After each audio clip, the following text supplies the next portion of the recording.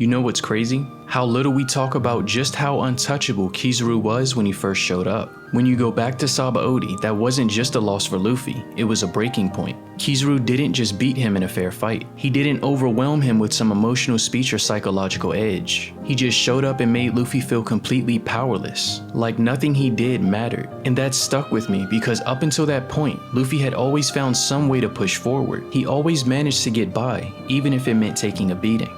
But not this time. At Sabaody, Kizaru didn't just knock Luffy down, he broke the entire crew. That was the moment when the dream felt like it might actually be out of reach. So fast forward 2 years later to Egghead, and guess who's back? Same Kizaru, same smug energy, same speed of light devil fruit that made him feel less like a man and more like a force of nature. But Luffy's different now, and here's the part I love. Luffy doesn't gear up immediately. He doesn't come in screaming or posturing or trying to intimidate. He goes at Kizaru in base form, throwing a simple, powerful kick.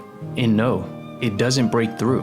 Kizaru blocks it, but that's not the point. The point is, 2 years ago, Luffy couldn't even touch this man, but now, he's in the fight. He's not flailing, he's holding his own.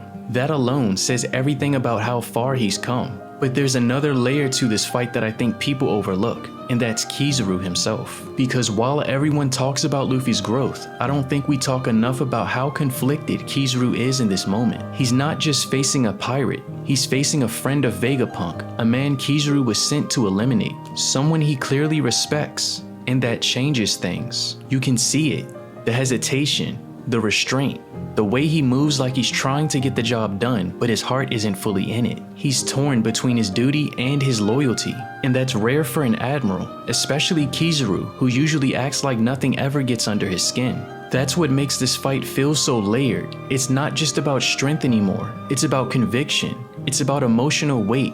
Both men are protecting something.